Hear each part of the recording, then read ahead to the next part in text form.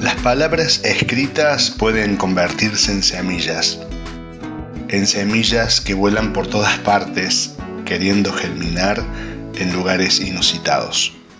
Yo llego a los libros de Alejandro a través de mi hija Eugenia Audicio. Ella estaba leyendo La hija del jardín y me habló tantas maravillas y yo decía, ¿terminaste de leerlo? Todavía no. ¿Terminaste de leer? Bueno, hasta que un día me dice, bueno, aquí está. Y así llegué y me encantó y me sentí muy atrapada, pero no muy seducida, muy como incorporada a su trama literaria, y fue una experiencia mágica, una experiencia, tal vez sea un poco fuerte decir sanadora, pero desde el punto de vista que yo lo veo también lo es. Y bueno, y así conocí a Alejandro y seguí profundizando en el conocimiento de mí misma.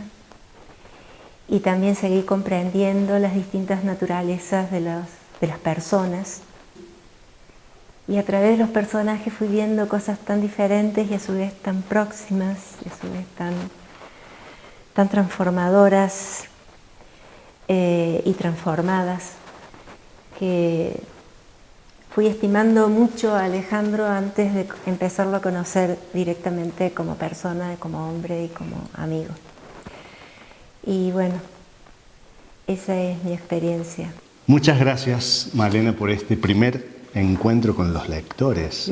Es el capítulo inaugural.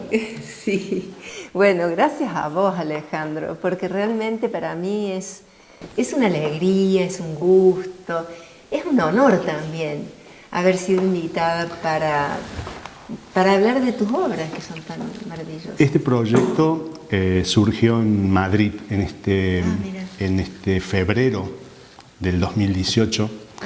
Estando en casa de amigos, surgió la idea de encontrarme con los lectores, con lectores que me habían dado una devolución que yo no me imaginaba de mis libros. Y estando en Madrid, en casa de Beatriz,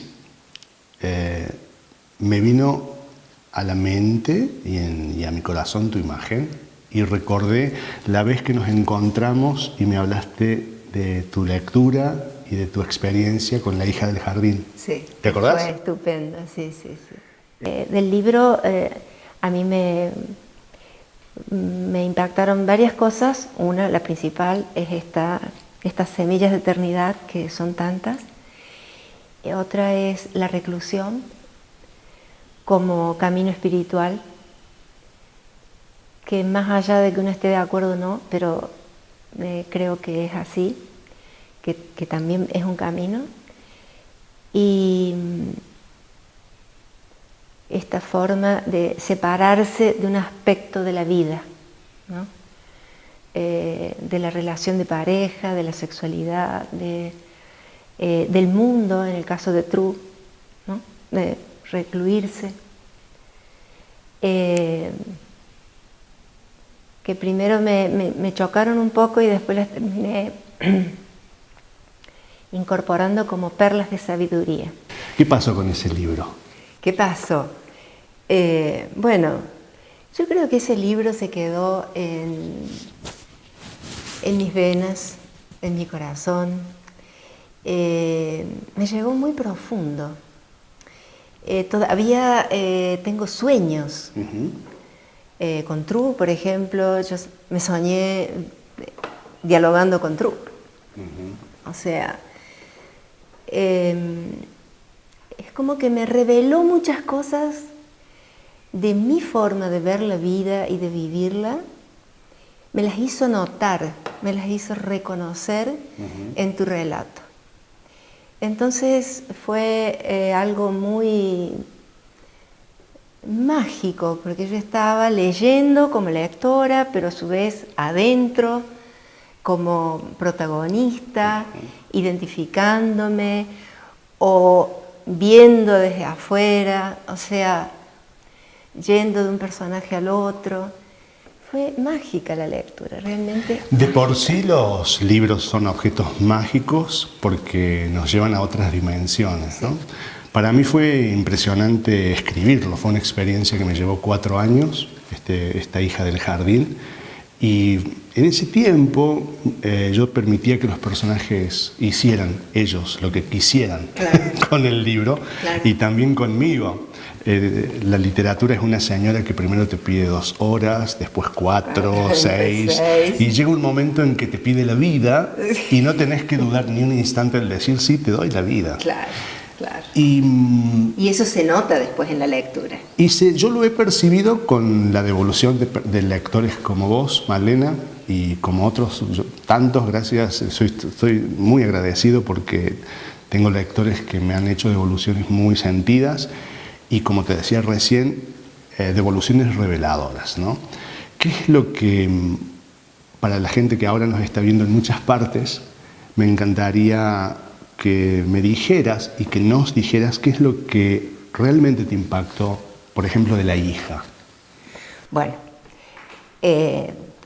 lo que más me impactó, hay muchas cosas que me han impactado, pero la idea central, esta cosa de la eternidad, que yo terminé viendo a tus palabras y a tu libro como semillas de eternidad, que vuelan al viento y no se sabe en dónde van, y no se sabe quién las va a tomar, cómo las van a tomar, pero bueno, cuando uno habla de eternidad, habla de ser, habla de presencia, habla de lo divino que llevamos dentro.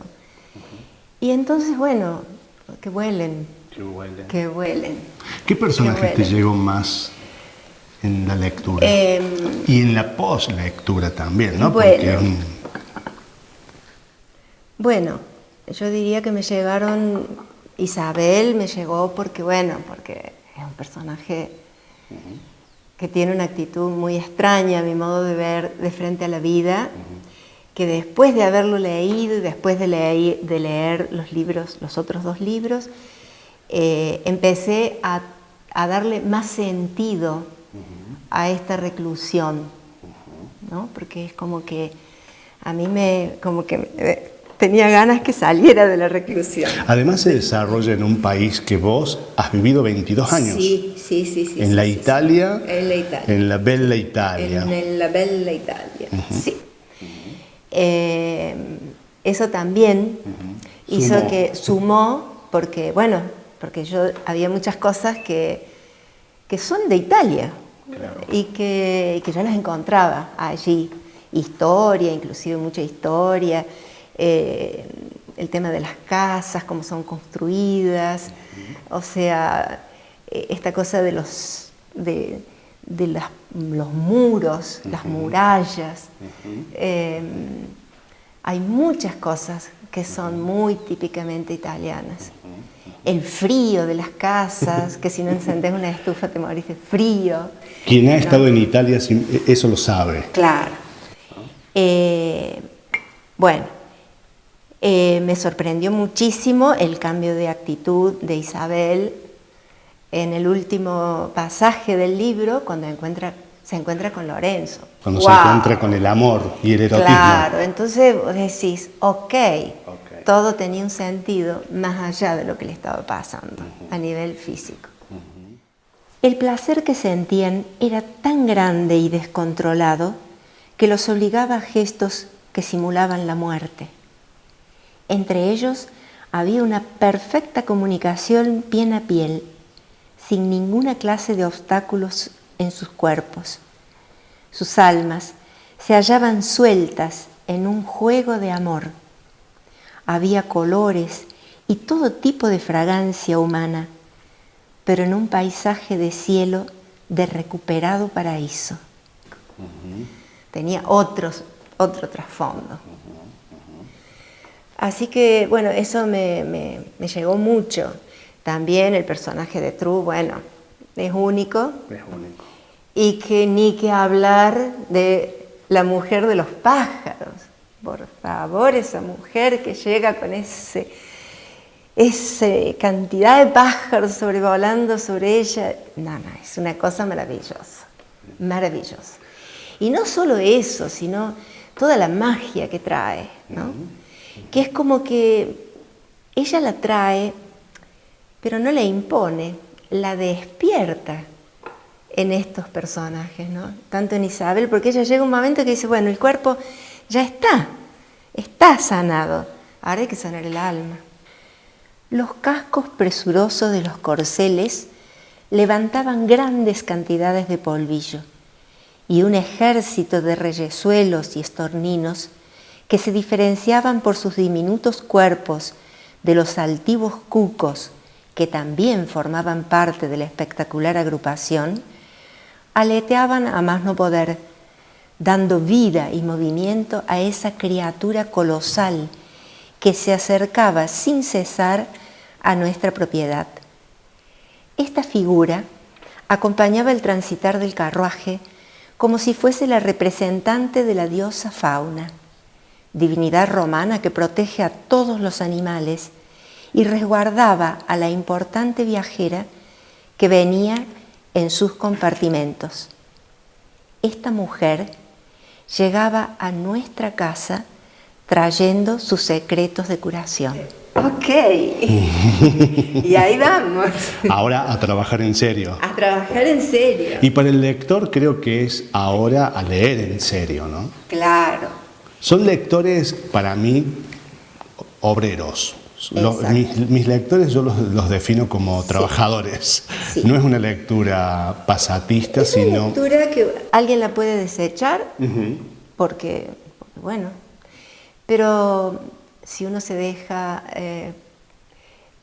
penetrar por la magia de las palabras, es como que te atrapa en esa magia, no en una seducción. Nunca me sentí seducida, me sentí como, ¿cómo decir?, compenetrada. Y bueno, con la mujer de los pájaros tantísimo, porque de alguna manera me toca. Te toca tu parte de maga, tu parte de maga, ¿no? Mi parte de maga. O sea, y me hubiera gustado tantísimo más saber tantas fórmulas, que bueno, fueron. Pero entiendo que formaba parte del misterio también, ¿no? Porque creo que las palabras tienen magia y también tienen que dar espacio al misterio, porque es el espacio donde el lector puede co-crear con el autor, ¿no? En el proceso de la construcción de La mujer de los pájaros, yo escribía tal como me venía la frase. Incluso si sonaba incoherente, lo mismo yo lo escribía, porque respetaba esa canalización. Es un libro bastante canalizado, La hija del jardín, no es una cosa muy planificada por mí. Estuve, como te digo, 4 años y es un libro potente en ese sentido, es muy fuerte en su magia, es una magia permanente y que no deja, y que no da tregua, ¿no? Y fue una de las preguntas que yo te hice cuando nos vimos en ese encuentro. ¿Cuál fue? ¿De dónde habías sacado eso? ¿Eran experiencias? ¿Era simplemente dejar que fluyera de algún lugar que nosotros no sabemos, pero que existe? Es conectarse con esa eternidad. Exacto. De la cual has hablado en todo el libro, ¿no? Es como, bueno. Cada libro que me toca escribir lo tomo como un regalo y como una oportunidad. Claro. Entonces, para mí, La hija del jardín fue una oportunidad de entregarme a una empresa en donde yo no sabía hacia dónde iba, no sabía de qué se trataba el libro. Maravilloso. Recién al 3er año dije, va por acá. Y el 4.º año que se hizo la corrección, el copy desk, ahí dije, bueno, se trata de esto y va dirigido a este público y es un libro de 520 páginas. Ahí recién en el 4.º año me di cuenta para dónde iba, pero no me imaginaba la repercusión espiritual que iba a tener en los lectores. Sí. Así que bueno... Y justamente por eso, Alejandro, justamente por eso, porque cuando uno saca la cabeza, no quiere decir que saque la inteligencia, pero es como que entra a jugar ese otro plano transversal, que es el plano de los sueños, de la metáfora, de la magia, de lo intangible, que bueno, cuando sale eso, wow, uno toca, ¿no? Claro, uno empieza a tocar otros planos, sea desde lo personal que se vuelca en una obra, hasta lo que toca en el lector. Entonces... Y los personajes tienen alma porque como escritor dejé que su alma hablase. Y claro, claro, y eso se siente. Pero el tema es que ustedes, los lectores, son los que completan el relato. Y sí. Y me han devuelto en estos últimos años mensajes, ideas, frases que yo como escritor de La hija del jardín no se me hubiese ocurrido escribir. Ustedes también están canalizando el libro de una manera u otra, ¿no? Y sí, porque la magia despierta la magia del otro, que se sintoniza, pero no se iguala. Entonces surge esa creación o co-creación que, bueno, que tiene los matices que tiene. Mira, Ale, aquí tengo algunas cositas que yo fui anotando, porque por ahí me desborda la maravilla. A veces por lo que significa un párrafo que has escrito, a veces por las palabras que has usado para una frase. Por ejemplo esta: cuando el miedo se transforma en presencia gigante. ¡Wow! Es algo que yo lo vi al miedo, lo vi como una cosa grande así que... ¿Te sucedió? Me sucedió. Y después algo tan bello y tan que penetra, que entra, que dice: el cuerpo, que es pensamiento y también materia llena de sutilezas, se estremeció pidiendo a gritos que saliera de ese estado. Me pareció una cosa fantástica. Revalorizar el cuerpo como señalador y no como objeto estético, es como estamos acostumbrados a ver, ¿no? O que nos muestren, como el cuerpo como antena, como delator de esto no está yendo. Y como resultado de un pensamiento concienzudo también, ¿no? Por supuesto. Como una construcción del pensamiento. Claro, pero es como que el pensamiento y el cuerpo se unen. En una cosa, ¿no? Y creo que empieza el libro hablando del cuerpo. Yo creo que es la primera frase. Creo que es, mira que tengo que consultar yo que soy el escritor, ¿no? El cuerpo, que es pensamiento y también materia llena de sutilezas, se estremeció pidiéndole. Ahí está. Exacto. Ahí está. Claro, es eso. Hablamos del cuerpo, ¿no?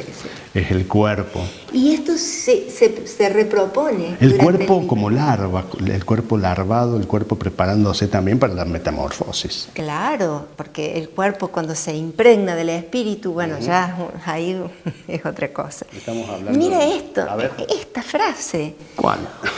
Ojos profundos repletos de miradas.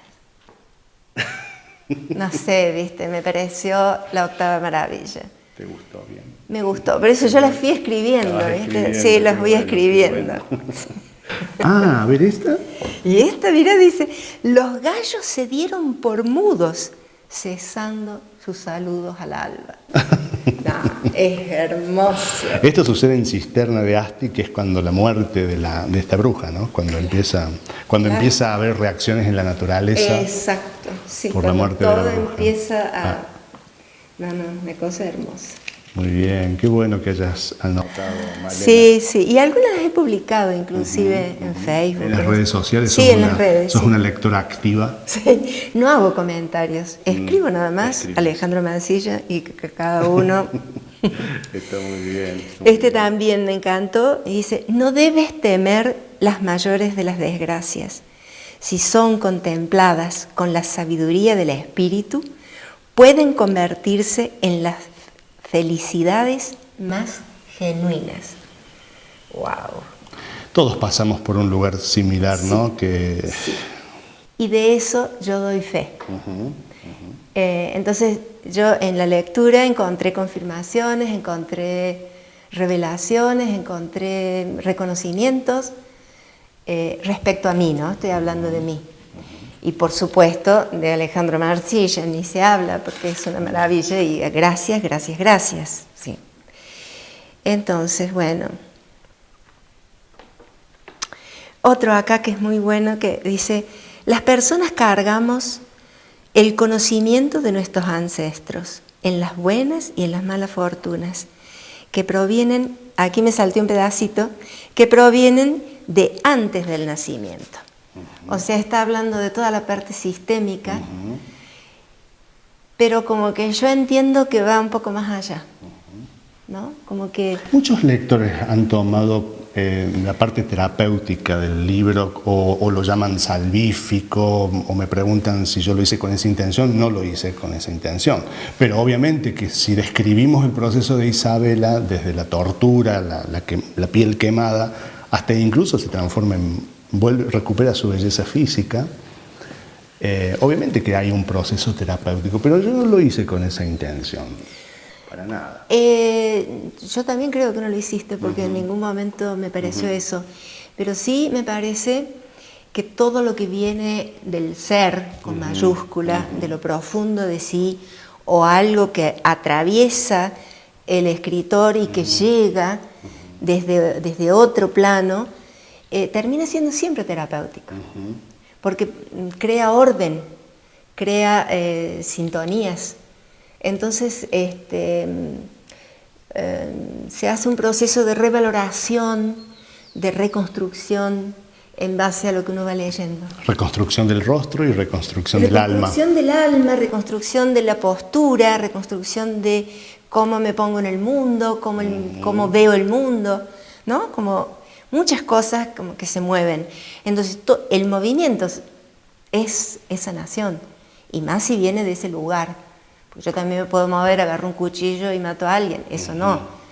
Pero cuando llega una onda de ese tenor, de ese, no sé, con ese brillo, claro que es sanador.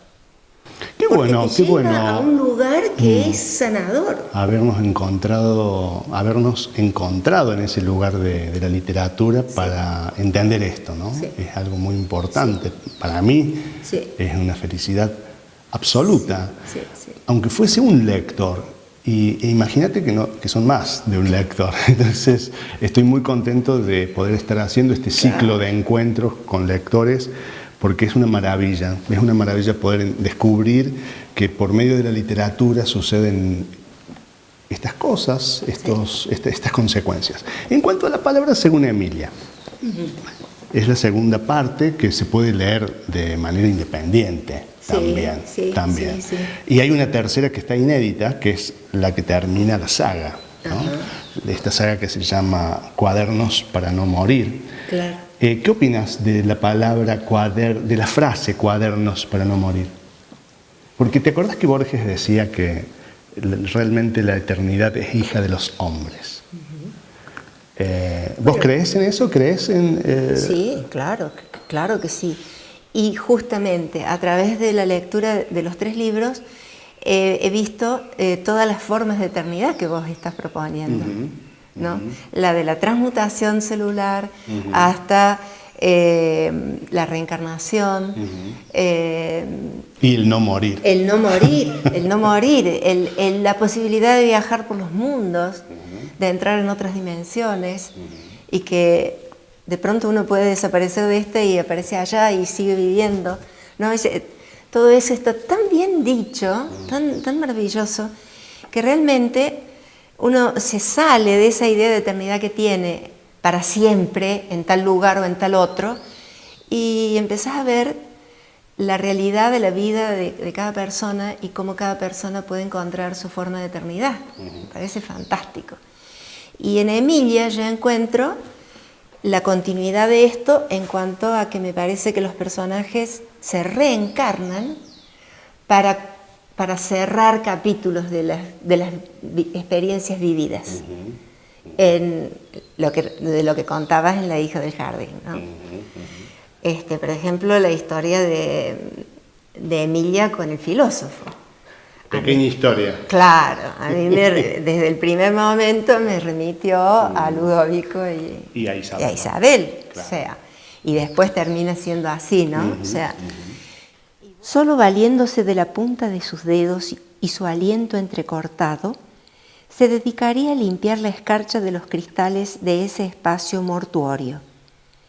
En las horas venideras debía estar atenta a lo irracional, comprobando que allí se formateaba la idea que tenía del mundo. La vida pasa presurosa, pero se sentía en la obligación de, al menos, intentar entender buena parte del entramado del cual todavía se sentía presa. ¿Y si parte de ser la descendiente de Maximiliano Damasceno tuviese alguna conexión con la mismísima Isabela Cabaza? Pensándolo con detenimiento, lo relatado en el cuaderno coincidía en muchos aspectos con su historia personal. Las suyas eran muchas preguntas que se llevarían toda una vida a entender. Y de pronto, ¡puc!, aparece otra eternidad, ¿no? Y también, así como el libro hace ver que uno puede estar acá y allá, siendo siempre lo mismo, que también la eternidad uno puede ser árbol y no sé, y montaña y persona de nuevo al mismo tiempo. Hay una teoría que vos me comentaste vez pasada sobre el candelabro judío. Sí. ¿Sobre qué autor era? Sobre Gita Malas. Ajá, Gita Malas. Gita Malas transcribe simplemente los mensajes del ángel, sí, que recibieron 4 personas, 3 de ellas judíos y una cristiana, en la época que los nazis estaban matando gente y llevándolos a los campos de concentración. Entonces ellos se retiran en una casa de campaña para hacer meditaciones y poder soportar mejor lo que estaban viviendo. Y reciben estos mensajes y siempre hay alguien que va transcribiendo. Y Gita Malas, los 3 judíos mueren en campo de concentración, que finalmente los llevan, también por una cuestión que ellos fueron solidarios con Gita, porque si la dejaban sola probablemente la mataban también a ella. Entonces se quedaron en la huida de las mujeres que ellas estaban salvando y bueno, las llevaron. Pero Gita se siente en la obligación moral de transmitir lo que habían recibido de los ángeles. Y uno de los mensajes es muy, muy hermoso porque lo hacen en forma de candelabro. La primera velita sería de la parte izquierda, está el mineral. El mineral. La segunda está el vegetal, sí, que el mineral es como la estructura, sí, ¿no? El vegetal es el amor incondicional. Sí. El animal, que el animal es sensación, es ritmo, es todo el sentir, toda la intuición. El del medio es el ser humano, que es como el canal o el eje que es capaz de unificar estos 3 primeros que pertenecen al mundo material con los 3 que siguen que pertenecen al mundo sutil. Entonces tenemos, empezando de acá, está el cuarto, el ser humano, acá está el animal, se comunica directamente con el ángel. El vegetal se comunica directamente con el arcángel. Y el mineral se comunica directamente con Dios o con el uno, para no llamarlo con un nombre que puede llegar a falsas interpretaciones. Entonces, todo eso se puede recuperar en el centro, donde está el hombre que es capaz de compactar toda esa riqueza de posibilidades en su persona. Entonces, a mí me sirvió muchísimo esa imagen para darme cuenta. Por ahí yo decía, a ver, estoy en el ser humano, todavía me falta. Claro. Entonces, y después trabajando sobre la voz en Italia, ahí tuve más claro todavía. Porque la profesora nos decía, Cuando nosotros activamos los chakras, los diafragmas hasta la cintura, hemos despertado la voz animal. Cuando despertamos los diafragmas hasta la zona del corazón, hemos despertado al ser humano. Y cuando hemos despertado la parte alta, hemos despertado a nuestro Dios interior. Y es el camino que hace Isabela. Exactamente. En la hija del jardín. Exacto. ¿No? Por eso yo te llevé ese candelabro. Claro. Porque lo veía ahí, dibujado. No es por nada que ella se transforma en una enredadera. Exacto. Y luego en una montaña. Claro, ella dice, yo me voy a transformar en una montaña. Y la montaña es mineral. Claro. El mineral se une directamente con Dios. Claro. Y es más, dice, una montaña la más alta, ¿no? Como que ella ya sueña con la altura. A ver, no con la altura entendida como cielo, sino como la altura de la vibración. Exacto. Que eso es lo que... Pequeño personaje, Isabela, ¿eh? Y secundada por True, nada menos. No, una maravilla. Una maravilla. La mansión, mi primera novela, que fue la última que leíste. La última, sí. La mansión, bueno, es mucho más mundana. Pero, a ver, un mundano que no se separa de lo espiritual, para nada. Tal vez justamente porque transcurre en muchos lugares, en suburbios, en lugares oscuros, donde hay una vida un poco turbulenta que se mueve. Tal vez sea más claro el hecho de la unión entre lo espiritual y lo mundano, ¿no? Porque, a ver, ser espiritual en las condiciones de Isabel y de True, bueno, como que en la reclusión total, claro, aislada del mundo, bueno. Pero en el mercado de abasto, de noche, con ser espiritual ahí, ¿eh? Claro, poner la espiritualidad ahí es otra cosa, ¿no? Claro. Más revelador todavía. Entonces, a mí me gustó mucho eso. Me gustó mucho esa unión que se genera entre la sexualidad y el espíritu, y entre lo material y lo espiritual. Porque el magnate le da a lo material así un valor impresionante, se crea esta mansión, todos los cortinados, todo maravilloso. Pero es como que apenas muestra así de refilón esa cosa de espiritualidad muy profunda, que a mí me ayudó, eso sí, a desmitificar del todo la separación que se hizo en un momento de nuestra historia entre cuerpo y espíritu, entre materia y espiritualidad, mundo material y mundo espiritual. Porque creo que eso nos ha dañado a todos. Sí. Ha creado los enfrentamientos, los conflictos, yo soy blanco, vos sos negro, bueno, todo eso. En la mansión se juega todo el tiempo con la dualidad, pero planteando la unicidad como... La naturaleza, brindándole una fiesta de sensaciones y emociones, le regalaba una nueva promesa para seguir viviendo de manera diferente, siendo consciente de una nueva sabiduría.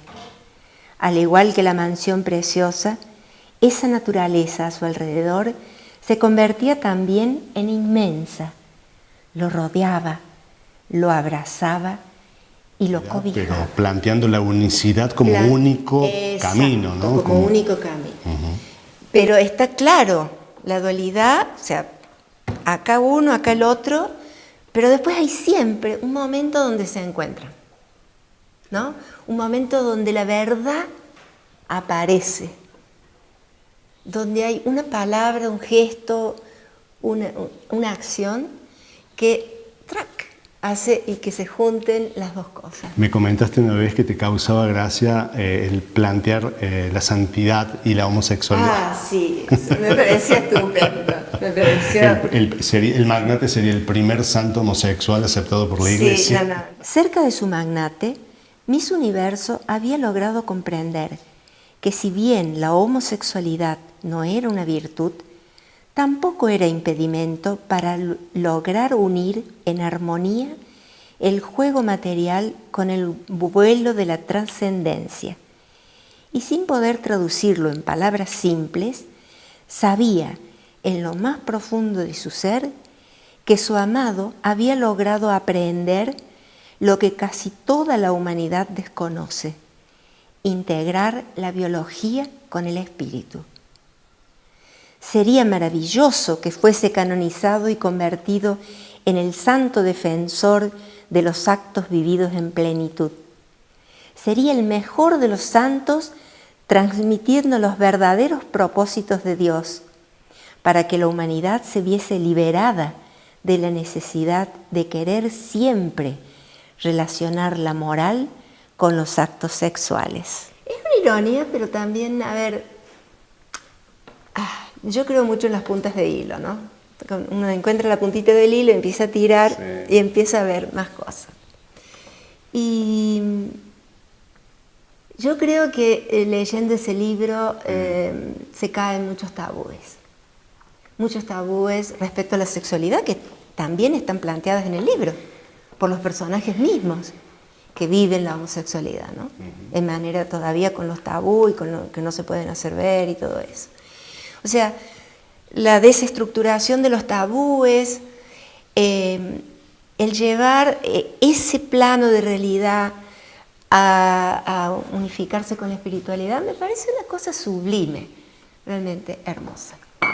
Hermosa. Qué bueno. Hermosa. Bueno.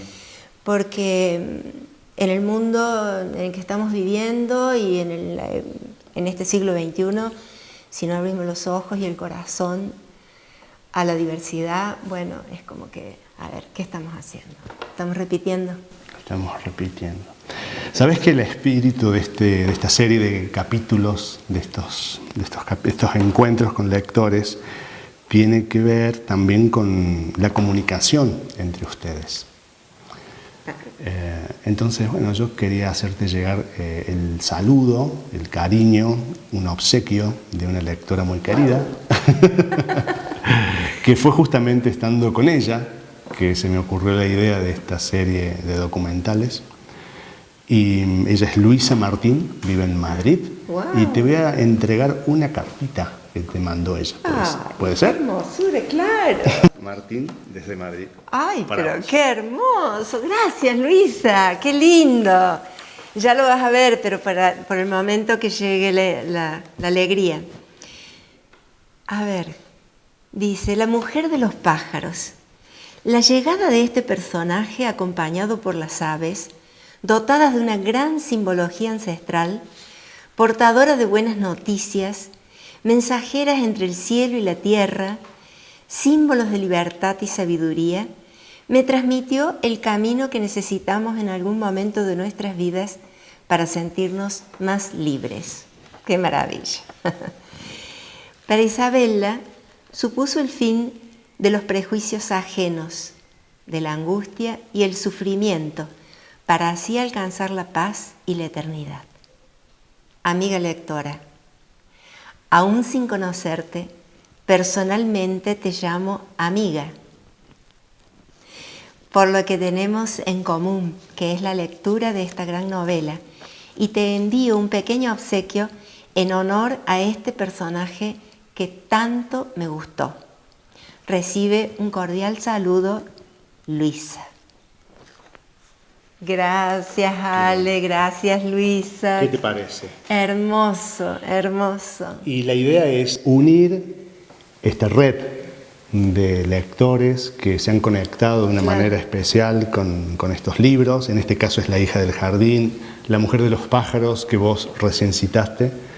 Estos pájaros que vienen a traer un mensaje, ¿no? Fantástico. Esta mujer mágica, la maga. Sí, fantástico. Y mirá vos, se conectó Luisa con vos, que vos te sentís muy identificada con la mujer de los pájaros, ¿no? Sí. Así que coincidió. Y con los pájaros también, porque yo yo entré a esta casa y al día siguiente entró un colibrí por la ventana. Está muy bien, está muy bien, está No, muy no bien. se podía creer. Así que bueno, Y los pájaros son, sí. te repito la felicidad y el agradecimiento, Malena, por este encuentro. Cumplimos, Gracias. cumplimos con este primer paso, con este primer capítulo. Eras vos, yo cuando surgió, como te decía recién, surgió la idea, me viniste a la mente estando en Madrid y para mí es una alegría inmensa poder concretar el sueño. Entonces, bueno, muchas gracias. Muchas por gracias. abrirme las puertas de tu casa y de tu corazón. Gracias, gracias, gracias, gracias a Alejandro, gracias al universo, porque el universo también conspira para que las personas que nos tenemos que encontrar nos encontremos. Así que infinitas gracias.